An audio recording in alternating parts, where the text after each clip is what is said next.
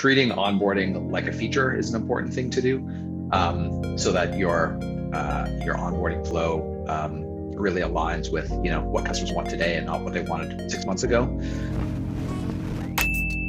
Welcome to another episode of Behind the Experience, where we give you an inside look behind the top product-led experiences. I'm your co-host, Ramley John. My other co-host, Lila Rosella, is away on vacation, so I'm going to be hosting this one on my own. Really, the guest for today is super amazing. He is an expert when it comes to activation and improving free-to-paid. Kareem Mayan has previously worked at ESPN, and focusing on just activation, he was able to increase their revenue by over 25% in just 6 months. He's going solo and worked on his own business now. He's worked with companies like Predictable Revenue, Headphones.com, and like I mentioned, ESPN. Right now, he's working on a business called Savio, and we're going to dig into how he set up their setup and onboarding flow to really optimize for activation. Let's jump into my chat with Kareem. Why is it so important to improve the trial to paid conversion for folks and really get to know what that is for them? Yeah, so if you're running a SaaS business, it's this goes back to Dave McClure's SaaS metrics for Pirates presentation in, I don't even know, 2007. But he basically outlines the 5 major levers to grow a SaaS business. So there's acquisition, activation, retention, revenue, and referral. And so trial to paid conversion really hits on the activation piece.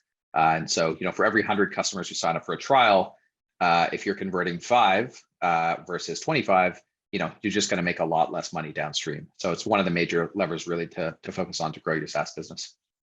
Yeah, it totally makes sense. I mean, who doesn't want to get paid, right?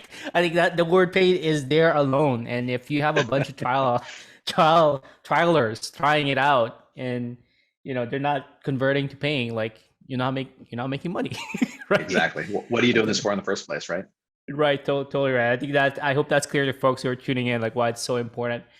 Another question you probably get asked a lot, and we also get asked this question, is around like what's a good trial to paid conversion to aim for? And I'm gonna guess that it really depends on the industry, but like, do you have any like benchmarks that you see for different companies, especially for that metric? Yeah, so it totally depends, Ramley. The major factor that I see out there is whether you're taking a credit card up front during the trial or whether you're not taking a credit card up front. Taking a card up front has fallen a bit out of fashion. I ran a business a decade ago that took cards up front and had an 85% trial to paid conversion rate. So like when you take a card up front, the intention of the customer, of the trial rather, to convert is pretty high, because that's a lot of friction you're asking for up front. I've seen for card up front, I've seen in the 60 to 90% range. For no card up front, which is a lot more common these days, 25% is usually achievable for most product-led SaaS companies. I've seen 40% in exceptional cases with a great product and great onboarding. But I'd say most folks that I work with in my consulting are in the 5 to 15% range, and they want to bump that up to 20 to 25%. Wow, 65%. I mean, that was probably an exception there, but you're totally right. I think it really good point you made, that it really depends on whether you're asking for a credit card up front, because if somebody's put in the credit card, they're probably more likely they're a little bit more serious, because they have to actually add the added friction of putting in the credit card is a little bit of motivation to actually try out the product. Is that what you're seeing?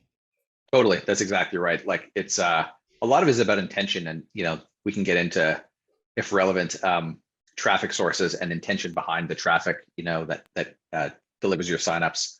But if you think about the intention of somebody when they're filling out a sign-up form, signing up for a product, giving somebody a credit card is a very strong sign of high intent that they're a serious trial that could actually conceive of paying you, or would like to pay you if your product solves their problem. Totally right. Yeah, we'll get into the the intent that you're talking a little bit about, and it might lead to the next question that another folks might ask you. We get to ask a lot as well. It's like, what are some reasons for low like traffic to trial to paid conversion rate? Like, let's say the clients you're working with that is below 5%. What are the obvious ones that you're seeing? Like, it could be the traffic problem where like they have bad quality traffic, or it could be other ones. I'm curious what you're seeing in terms of common reasons for that. Yeah, totally. So like stepping back a bit, high level, when somebody signs up for your service, they've got a goal, right? The trialer has a goal. they're dissatisfied with the state of the world. Your marketing site has sold them the dream about what the world is going to look like when when you sign up for their service and or sorry, when they sign up for your service and pay you. And so if your app doesn't deliver on that promise, they will be disappointed because the state of the world is still the old crappy one and not the new awesome one. And that obviously means trials will be a lot less likely to convert. So you sort of got to ask, okay, well, why, how are you failing to deliver on the promise? So a couple of things. The main reason is really like your user has a desired outcome that they want, and your app doesn't deliver on that. And so what are some reasons for that? Well, as you mentioned, the traffic source could be low intent. So, if you run in email marketing, you're running MailChimp, and organic traffic is a source of trial for you. Somebody who searches for the term email marketing is, they have a lot lower intent. They're less likely to convert than somebody who searches for something like, send drip emails to my SaaS trials, right? They have a very specific problem and they're looking for a solution to that problem. So, low intent traffic. I mean, your marketing site can set the wrong expectations. So your marketing site can be talking to one scenario and painting a picture of something that your app doesn't deliver on. Another really common reason is you have an idea of what the customer's desired outcome is. You haven't really unpacked that, to really understand it in sort of depth and be able to talk to their problems in a way that's going to resonate. Two others, you understand what the customer's desired outcome is, but your app doesn't deliver it. So the UX needs to be, changed and tweaked. That's pretty common too. And then the other piece is your app delivers on the customer's desired outcome, but there's too much friction. And it's not totally clear to trials why they should take the steps outlined, that in your onboarding flow, sort of why, you're asking them to do X, Y, and Z. And if they do X, Y, and Z, it'll help, but they're not sure why they should do X, Y, and Z. It just seems really painful. So, there's sort of obviously a lot more reasons, but like those are some broad buckets that I see when I'm out there working with product-led folks in the wild. I love like a lot of those reasons is rooted in one of the frameworks you presented on your site, which is like one of the first things you help clients with is really understanding why your user's signing up. Is that, can you talk a little bit about that process? Like, let's say, you have a client or somebody comes up to you, hey, Kareem, my trial to paid is like 1%, and that's like really bad. What are some, how do you help them work through like improving that trial to paid conversion? Yeah, so there's 3 steps that I walk folks through. So the first is identifying who your customer segments are and what their desired outcomes are. So like, who are they and what do they care about? Why would they possibly conceive of signing up for your app? The second is if you're going concern, you're not a brand new, pre-product company. We look at your product usage data and we say, okay, let's look at your successful customers and what they did do and didn't do. And then let's look at your unconverted or even churned customers and what they did do and didn't do. And usually it's a very rough sort of analysis, but it gives you a nice heuristic about the key actions in your app that customers need to take in order to achieve success and convert. We look at that data and we square it with any qualitative data you have. So like one of the first things I recommend doing, if you're not doing this already, is the minute a customer hits sign up on your sign up form, they fill their email address and password, is to ask them, what are you hoping to achieve here? Why did you sign up for, Acme Co SaaS today? And just get qualitative answers. And so when you look at the product usage analysis and square it with your qualitative, answers, you can quite clearly see patterns around, what successful customers do. And then the last step is to use all of that insight to inform your UX and change it so that when somebody signs up, you can then walk them through the key actions they need to take, help them understand motivators to get through the key actions. So like adding in or connecting an integration is a good example. Like it's scary to connect an integration. So you can explain things like, we don't use any of your data. It's only going to take, 3 clicks. It's not going to take 5 minutes. You can disconnect anytime you want. You can delete your data anytime we want. So it's sort of like giving them comfort to go ahead and take those difficult, steps during your onboarding flow. That all makes a ton of sense. I love how you're starting off with really understanding why your users are coming into the app first and really helping them achieve. Because a common mistake I see is like, oh, our trial to paid is terrible. Let's slap on a product to her. Like, what is that? I'm curious. Like, what are some common mistakes? Like for me, that's like one of the things that always gets me. Like, let's just slap on this tool here. Any other common mistakes you see? Like, oh, our trial to paid and we did this thing, and it's like, and you're just like, Why? Yeah, I mean, honestly, the first thing is they're not measuring it at all. Like I see that out there in the wild. What's your trial to paid? And they're like, I don't know. Like, so just being able to report on that. Like I use Gecko board. I run a SaaS as well called Savio, and I use Gecko board. And I get an email every day from Gecko board. It tells me what my, what this month's and last month's trial to paid is and what our, what the goal is we're aiming for. So like they're not measuring at all. They make assumptions about the trial's desired outcome, and that's sort of reasonable when you're early stage because before you launch, you got to make a set of assumptions about, what those folks are going to want. Another mistake I see made out there is you're not iterating on your trial to paid flow. Like the market changes, your product changes, the kind of customers you're attracting changes, their needs change. And so treating onboarding like a feature is an important thing to do, so that your onboarding flow really aligns with, what customers want today and not what they wanted 6 months ago. Too much friction in onboarding. That's a sort of a common thing. We've talked about, using tools to paper over bad UX. Dude, I see that all the time. And that's like, part of it, I think, stems from this idea. I had a conversation with Samuel Hulick about this a little while ago, a few months ago. And, he said, one of the mistakes in onboarding is that people think onboarding is not about the in-app experience. They think it's about like drip emails. And so, or papering over it with like, checklists or guides or whatever. Like you really need to nail the in-app experience, and the checklists and guides can really enhance the experience, but they're definitely not the solution to, to a low conversion rate. I love, yeah, that all gets me too as well. Like a lot of the things you said, but you said something really interesting there around like, companies should be iterating on the onboarding. Onboarding is a feature you mentioned. How often do you suggest teams take a look at the onboarding and kind of refresh it? Like you suggest on a monthly basis, quarterly basis, or like all the time? Yeah, just all the time. it sort of depends on the size, to be honest, and like level of resourcing. So, if you have a growth team, you should be running experiments on the regular because there should be people who are focused on that. At least monthly, you should be running it, one experiment. If you're smaller and don't have a dedicated growth team and have to make concrete trade-offs with what you're working on, I recommend looking at your trial to paid at least quarterly and understanding what it is. And if it gets, if it's not, you don't need to improve it relative to, churn or acquisition or revenue, then leave it be. But at least look at it quarterly, and ideally you're changing some things every sort of 3 to 6 months at minimum. I love that. I really love that it's not, another thing that gets me is like that ship once and you're done forever.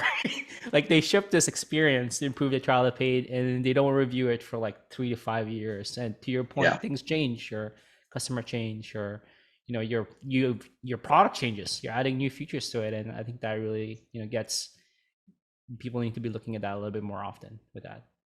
Totally, man. What have you seen sort of out there in the wild in terms of like mistakes that folks have made? Yeah, I think those are ones, I mentioned already, the just slapping on a product tour. I think that's a classic one. Yeah. Like it's and around that is, I think, a lack of focus in terms of that experience driving users to a goal, like to what they're trying to achieve. So what happens is they just end up pointing every single thing out in the app, and there's a lot like there's that lack of hyper focus into like getting users to that first quick win is super gets to me as well. Totally, man. I see that. I see that a lot. It's, having been on that side, like I get it. This is so I'm running a company called Savio right now, in addition to consulting. And I've started and sold 3 others, and 2 of them were product-led B2B SaaS. And, I get it. Like I've been the product manager, the dev, who's like, we have lots of things that our app can do, and we should just get users to do all of them. And that's just, it's a recipe for not success. That's true. Until you really understand and focus your flow on getting them to quick wins and getting them over the line with, with their desired outcome. I love it. Talking about Savio, one of the things that it would be super cool is to see like one of your designs, like how you're thinking through it. Part of this show is to like get into the minds of people who are actually improving the onboarding experiences or UX, and really is possible for folks to check out one of your experiences. And for people tuning in over the podcast, there is a video version of this, but we'll just walk through this, and I would be able to read some of this stuff here so that we can people can hear it as well as see it in their mind. Yeah, totally. So I'll just lay out a couple things that I do. Like when companies come to me and say, or folks come to me and say, like, so what are some best practices when improving UX, to improve trial to paid? We've taken a few of them. So I'll lay them out and then I'll show them. So like the podcast folks can get a feel for them. So like, first of all, there's no quick fix, obviously. But my sort of first go-tos are asking trials why they signed up immediately after they hit the sign up button. So showing them just a text area and asking them the question. You can use that information, first of all, to understand what customers expect. You can feed that back into your positioning on your marketing site. And then you can then modify your onboarding flow to give them what they expect. When customers convert, so from trial to paid, asking them why they chose your app instead of another, that really gives you a sense of like what the differentiator is and how you can push more customers down the path towards what that customer just told you. And a big one I see that like is kind of painful and annoying to do. I actually just did it for a client this morning, but it's have they gone through the process step by step and identified friction at each step, like gotten into the head of their customer and said, like, if I was a customer on this page, what are some concerns or questions I would have that would prevent me from going, clicking next, and then adding motivators to address them. So motivators could be micro copy, it could be a link to a knowledge-based article, it could be a video, it could be a product tour. I mean, there's a whole variety of sort of motivators you can use to get people over the hump. So let me share the existing experience, and then I'll share the new experience if that's okay. We can talk to sort of some of the decisions we made here. So can you see my screen here? Yep. Says, what are your main goals today? Set up a public voting board, organize feedback from your support tool or CRM, and something else. Yeah, so just some context. Savio helps product and CS teams centralize their feedback in one place, organize it so they can prioritize it effectively, prioritize by things like MRR or plan, and then close the loop with customers when they ship features that customers ask for. And so there could be what we've learned. This used to be just a text area, and the two most common answers we got were organize feedback from my support tool and set up a voting board. And so we now have turned those into buttons, so you can push one or the other, or if you hit something else, which I just clicked, you get a drop down that says, okay, you don't want to do those two things. Tell us what the thing is that you want to do. And so I'll just take you through if you click set up a public voting board, you're just going to get taken to that experience and just set up your voting board. Organize your feedback from your support tool CRM is a little more complicated, so I'm going to click that. And you get taken to a page that shows you tools that Savio integrates with, where you may have product feedback that you want to centralize. And so we've got Zendesk, Intercom, Help Scout, Slack, HubSpot, Salesforce, and a bunch of others. And so on this page, we don't personalize this page today based on what you choose, but you can choose, Help Scout, Intercom, and Zendesk. You get a little green check mark beside each one. And right now, we use this screen to just gather data to understand. Yes. Part of this is like product. So what integration should we build next? And part of this is, understanding what customers are actually trying to do today. And in the onboarding flow that I'm going to show you, we actually do customize based on what customers choose here. So if you hit save, this is a screen. So we noticed that customers were having a bit of a problem earlier on when they would send product feedback to Savio, and then they would need to categorize that feedback. And so on screen, you're seeing a product feedback that comes in from somebody saying, hey, do you have a Zapier integration? And so you would assign in Savio, that product feedback to what we call a feature request called Zapier integration. And so you'd then be able to see the Zapier integration feature requests and all the people who've asked for it, along with the product feedback that they've left. But we weren't sure, there's a bunch of different places where you can do that assignment. You can do the assignment in the tool like Zendesk. You can do the assignment of the product feedback to a feature request in Savio, or you can push it to your public users who do it on the voting board. And so this is a very sort of specific feature that we wanted more feedback on. Like, do people understand this concept? It's a little bit confusing. And two, where would they want to do it? And so I'll just pick this one. When we send product feedback to Savio, a teammate will assign it to a feature request in Savio. And so then you get taken to a checklist. And the checklist then sort of steps you through the key things you need to do in order to get value. And this is I think we launched this, I want to say it was about a year ago. And we're in the middle of a redo. And so we've learned a lot since here, and our product has changed substantially. So yeah, that's why we decided to redo it. So that's sort of the old experience. Ramley, do you have sort of questions or thoughts on this? And then we can move on to the newer one. No, I think though there's a lot of best practices there. You're figuring out what their goal is, and then checklist series is pretty good, and you're gathering data on it to customize the experience later on. So super cool. I'm Cool, curious man. what to see the new one is now, knowing Yeah, that this was looking pretty good in terms. Yeah. So here's the new one. So if you hit sign up, you're going to get taken to this, and this is still very much a work in progress. So you're going to see some rough edges for sure. So what we want to do here is something that's often not done, which is basically tell people why they should do it. So we've got this, this is a placeholder right now, but for those listening, it's a YouTube video that we just want to show people, sort of soup to nuts. Here's the 2-minute version of why you're going to do this, what you're going to do, what you're going to get after you jump through these hoops. And so that's one CTA. The other CTA is get started, basically. So this is sort of framing up what you get and why why it's worth going, jumping through these hoops.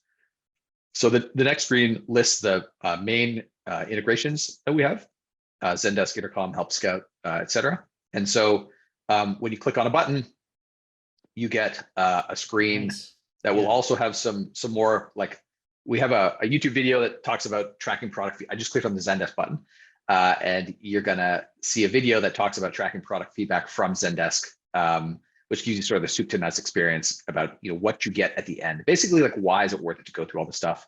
And then underneath that, we're gonna have some, basically like an FAQ, like, what would be a question? What data do you pull from Zendesk, after I click connect? And so basically just that's sort of the friction and motivator section on each page. So I'm going to connect Intercom and then go through the OAuth flow here to connect Savio to Intercom. And then the next screen is where you pick a tag in Intercom, and when that tag gets applied to a piece of product feedback, that product feedback will be sent to Savio. And this page is a little sparse, but it will also have the same, set of FAQs and YouTube video or product video that helps you understand, what tag to choose, what happens when you choose the tag, how do you apply the tag, who can apply the tag, do they need Savio accounts, like basically just answer all those sorts of questions. So I click save. So this is a tricky spot, Ramley, and I'd love your feedback on this actually, as a practitioner. So what we want to do here is, like, so the operating thesis is the most effective way to get people to understand the mental model of your product and the value they get them to an aha moment, is to actually have them do it in real life. And so this screen shows 2 buttons. So one is add the tag that we just chose to an Intercom message to send it to Savio and then come back. And then the second is make sure that Savio received your feedback. And so the idea is, like, this is the process they're going to be doing all the time, them or the rest of their CS team. And so when we hop over to Intercom, we click the tag in Intercom message, we're going to see, we're in Intercom now. I'm going to apply this tag to a message, and then I'm going to return. And then I'm going to check, see if my feedback has been received, and it has indeed been received. Right. So thoughts on this experience? Like, put on your, I'm going to get some free consulting here from you, man. What do you think? Like, good, bad, ugly, ways we could improve? I mean, sure there are ways, but curious. But even, no, I think this is, I like how you're getting people, like, anytime, I call it action-based instruction, where, like, you're getting them to do something, kind of educating them there is super, super interesting. I'm curious how many people, like, once you implement this, how many people do complete it and actually do it with this. But yeah, I would say it's a good hypothesis. I think they just, like, just tag an Intercom message, pretty straightforward, and then see that it's making you're making sure that the data is flowing through all the way with their own message. I've seen something like Calendly do that as well, where one of the things they do is they try to get you to book a meeting with yourself. It's nice. One of the first things they do is, like, instead of trying to send a Calendly link to a guest or to a prospect or to even your coworker, which your coworker might laugh at you. You're actually, you're checking to make sure the pipes is working here. So I think it's kind of the similar vein where like I feel good that the things are flowing through, and Savio is getting that tag already, and the feedback received is great. So I think that will be a pretty good hypothesis with this. Yeah, that's interesting, Riley. I actually like your framing of like make sure the data is flowing. I feel like that's more effective framing than like go tag product feedback. Because what you're trying to accomplish is make sure the thing you just did, which is connect the intercom, is actually working. So I think I might change this, change the copy slightly to reflect that. I really like that. Sweet. I don't know if you're doing consulting now that you're at AppQs, but if you are, listeners, you should go talk to Ramley. Awesome. Thank you so much. He'll improve your onboarding. So the next step here is categorizing your product feedback. So you basically got product feedback. The feedback we tagged is from somebody saying, "Do you have a Salesforce integration?" And so we're going to create a feature request called Salesforce integration. And so you're now assigning this product feedback to Savio feature request. And again, like on these screens, we're missing the YouTube video and FAQ, but we're going to include those as well. We just haven't integrated them yet into the UI. So this one's sort of interesting. So one of the differentiators Savio does is when we give you out of the box the ability to see the total MRR assigned to each feature request and to sort feature requests by cumulative MRR of everybody who's asked for that request. And so in order to do that, we need to know what your MRR attribute is. And so these attributes are pulled in from Intercom, which is totally not clear here in the UI as I'm talking to you. And so for listeners, I just clicked a list of the drop-down list here that shows all the attributes pulled in from Intercom. There's one called monthly spend. So I'm going to choose that and hit select, confirm that that's the MRR property. And so we're sort of done now with onboarding. And so the next step is to go look at your list of feature requests. I'm not sure that that's the right next step, but and you can see here we have a feature request called Salesforce integration with one piece of feedback from the feedback we sent over from Intercom. The account of the person who gave that feedback is worth $750. If you drill into it, you can see, here's Helen. She spends $750 a month, and here's her product feedback, and then here's a link back to the Intercom conversation where she gave the original feedback. So that's the onboarding flow. That's if you look at it, notice in the URL actually, we're gonna have a checklist, on here. We're totally not done with this. There's some more sort of, productory kind of stuff as well. But if you notice in the URL here, we're onboarding /V4. So this is the fourth rev of onboarding that we've done at Savio over the last 3 years. So nice. I really like. Yeah. It's a great experience. Like I know like we don't have data yet, but from what I've seen, it's getting people to connect their stuff and check that out, and that little progress indicator as well at the top. It's like, it's only 4 steps. I'm almost there. I always love seeing things like that in progress bar. I appreciate you sharing that, Kareem. I really do, and walking through the thought process. I think that's the most value people will get out of this. It's like hearing people share, like, here's why I'm doing this, particularly based on this hypothesis and this conversation with customers and this data. So thank you so much for sharing that. Yeah, for sure, man. I always find it useful when people share their thought process. Like, I think the world is full of like hand wavy strategic, you should do X and Y and Z. But I always find I learn most when I see people like walking through a real concrete problem and hear, why they did what they did, and they share learnings. So yeah, no, happy to. It's a little scary, I'm not going to lie, to walk you guys through like a dev version of onboarding. That's definitely not done, but yeah, no, totally, man. Cool. Happy to. I want to start wrapping up, and we've talked a lot about different things right now. If you can give like one piece of advice for anybody who's tuning in, 1 or 2 pieces, however many pieces of advice you want to share to people who are tuning in to improve their trial to paid conversion rate, what would be advice to those people who are listening in right now? Yeah, the biggest thing to improve your trial to paid conversion rate is to understand why people are converting and why they're not. And in order to do that, it's helpful to understand what they want to accomplish. So I would say, first thing, ask people, what they're hoping to accomplish, what problem they're hoping your app will solve. For people who don't convert, ask get on the horn, ask them why, give them an Amazon gift card for 15 minutes of their time, send them emails. Like at a previous business, we'd send people 3 emails asking why they didn't convert. Just follow up. We got 40% of our responses on emails 2 or 3. So it was still very much worth doing. And then also ask people why they do convert. So, what is it you're doing right that you want to have more trials do? So those 3 things I find to be, that would be the thing to do if you're having problems with your trial to paid conversion. I love it. Thank you so much for sharing that. And one final question: where can people find out more about you online, as well as where can people find out more about your work? Trial to paid, Savio, anything else you want to plug in right now? Yeah, cool. Thanks, man. So if you need to track feature requests and are a customer focused company and want to use that customer feedback to drive prioritization, make your users happy, check out savio.io, savio.io. If you're looking to improve your trial to pay conversion, visit trialtopay.com. And I've also randomly put together a PDF that outlines some bullet point answers to these questions, and then also dives into my 3-step process that people can use to improve their onboarding. So if they want to visit trialtopay.com/appqueues, there's a landing page there, and they can grab that PDF for them. Awesome. Thank you so much for your time, Kareem. Appreciate it. For sure. Thanks, Riley.